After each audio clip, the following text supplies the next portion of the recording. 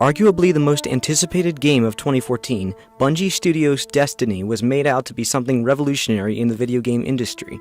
And despite putting up record numbers upon its initial release, the game fell very short of its hype. So where did a world-renowned gaming company like Bungie go wrong with one of the most expensive games of all time? The most common criticism Destiny received was over its lack of story. To be fair, the game does actually have the makings of a compelling story, but its choice of delivery is what proves to be its downfall. Destiny relies too heavily on transmedia storytelling, the use of multiple media platforms to tell a narrative. Throughout the game, players unlock Grimoire cards, which provide backstory to the Destiny universe.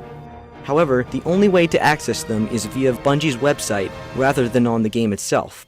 This lack of external material robs the game of any additional lore. They're literally asking their audience to go through the trouble of leaving the game and logging onto their computer just to figure out what's going on. For a brand new franchise, this is probably the wrong approach.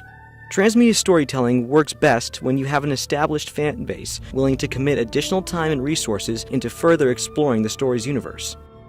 Take Bungie's previous creation, Halo, for example. The success of their first game, Halo Combat Evolved, created opportunity to expand the Halo universe.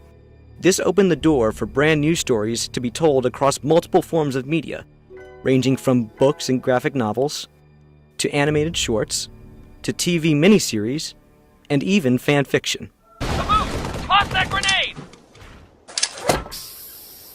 That was the worst throw ever. Of all time. Not my fault. Someone put a wall in my way.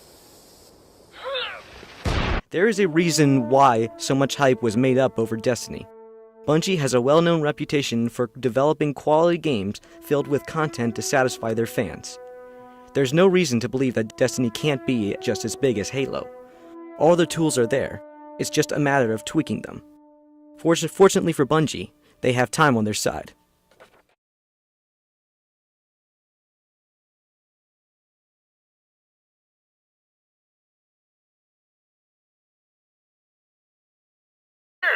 It's just as I had predicted. The enemy has finally shown its true colors, and that color is pound 0000FF.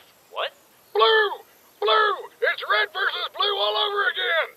No, Sarge. They didn't capture... Can you believe it? Posing as our allies only to stab us in the back years after our conflict had seemingly ended. They've pulled off the most elaborate ruse in the history of simulated military combat. I mean, really, how far back did they start planning this thing? You're not listening! Like, did they know about all the freelancers from the beginning? Sarge. And what about Church? For years they told us he was a ghost, but then he was an ancient artifact or something, and there were aliens involved. I don't know. Sometimes I wonder just how deep this rabbit hole goes. Stop. It's almost like all of this is some sort of sick game. This conversation is starting to get a little meta.